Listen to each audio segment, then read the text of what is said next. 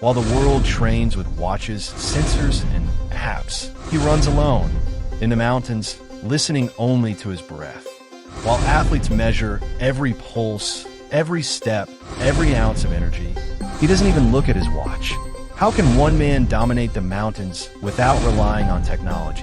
How can he defeat rivals who train in the best labs on Earth? There's something in his training that no one has managed to copy. Not the Norwegians, not the Americans, not even the Africans. No one. Is it genetics? Mentality? Or a connection with nature that the rest of us have forgotten?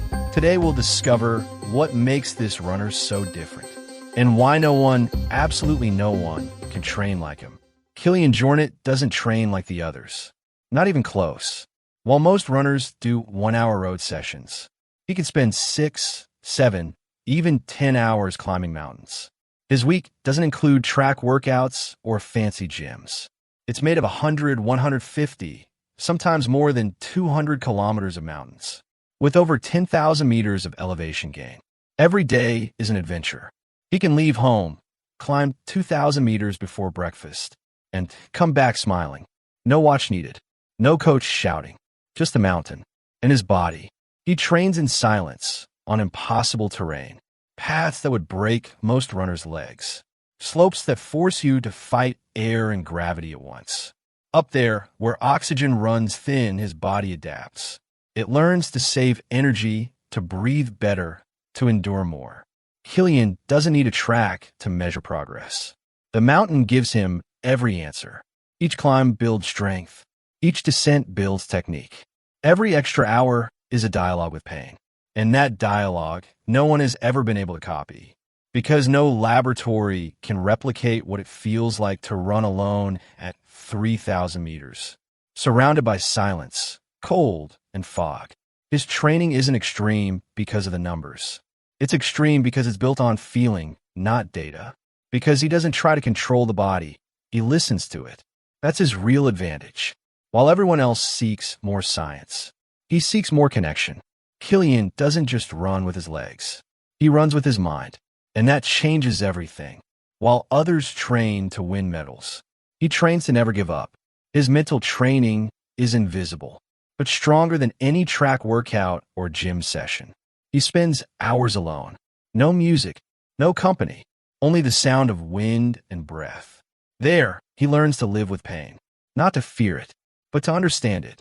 Where any runner would turn back, he keeps going, not out of pride, but out of curiosity. Killian doesn't fight the mountain. He watches it, respects it, adapts to it. When his body screams, enough, his mind replies, not yet. That balance between suffering and calm is what makes him a different kind of athlete. In races that last 20 hours, when everyone else is breaking, he stays calm. Cold mind, steady heart. He doesn't need to scream or celebrate. He doesn't need to prove anything. His strength lives in silence, in total focus, in a mental control that separates him from the rest of the world. When others train with anger, he trains with peace. And that's where his true power lies. Because a strong body can run fast, but a strong mind can run forever. Killian was born where the air weighs less. In the Pyrenees, over 2,000 meters high, while others learned to run in parks. He learned among rocks, ice, and storms. As a kid, he walked kilometers every day to get to school. He played on the mountain as if it were his backyard, and without knowing it, his body began to transform. His lungs became huge. His heart, more efficient than almost any athlete on the planet. His oxygen capacity, simply beyond normal. Scientists have measured his endurance, and the results look like science fiction. An oxygen uptake level that only a handful of humans have ever reached. But his secret isn't just genetics. It's his environment.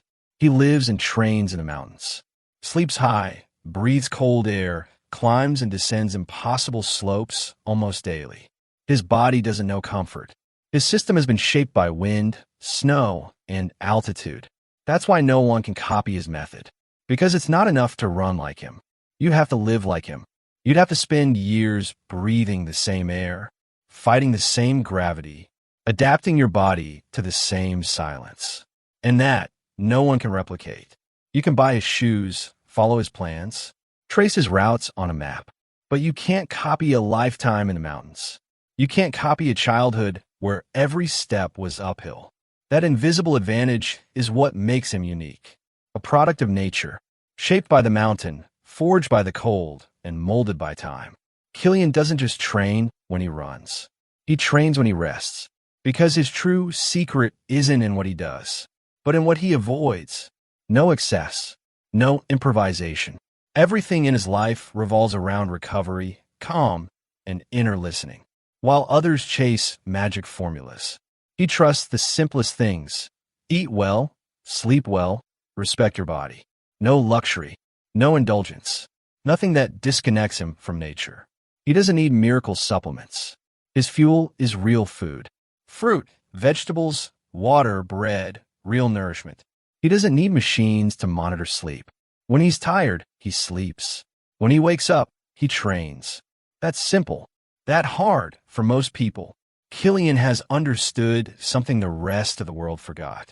The body doesn't get stronger from training alone, but from resting well after it. His invisible training includes silence, recovery, and total disconnection from noise. He doesn't live glued to his phone. He doesn't need to show every kilometer. He runs to feel, not to impress. And that balance between effort and peace is what keeps him at the top year after year. Without injuries, without burnout, without losing motivation. While others chase speed, he chases harmony. And paradoxically, that harmony is what makes him unstoppable. Because the runner who knows when to stop is the only one who can keep moving forever. In the end, Killian's story isn't about speed, records, or fame. It's about freedom. Because when you see him run, you realize he's not escaping from anything. He's going home. The mountain isn't his battlefield. It's his refuge, his temple. And while the world runs to prove itself, he runs to feel. In an era where everyone wants harder training, more tech, more control, Killian reminds us that the most powerful thing is still the simplest one. Listen to your body. Respect nature. Enjoy the path, not just the finish line. That's his real lesson. You don't need to live in the Pyrenees, or climb Everest, or run 100 kilometers to understand it. You just need to look inside, listen to your heartbeat, and remember why you started running. Killian doesn't train to be the best in the world. He trains to be the best in his world. And that changes everything. Because maybe no one can train like him, but anyone can be inspired like him. Maybe not all of us can run above the clouds, but all of us can run with purpose. And in the end, that's the greatest secret of all. If what you just saw impressed you, wait until you discover the Uganda method, another impossible training, where limits are broken once again. Watch it here.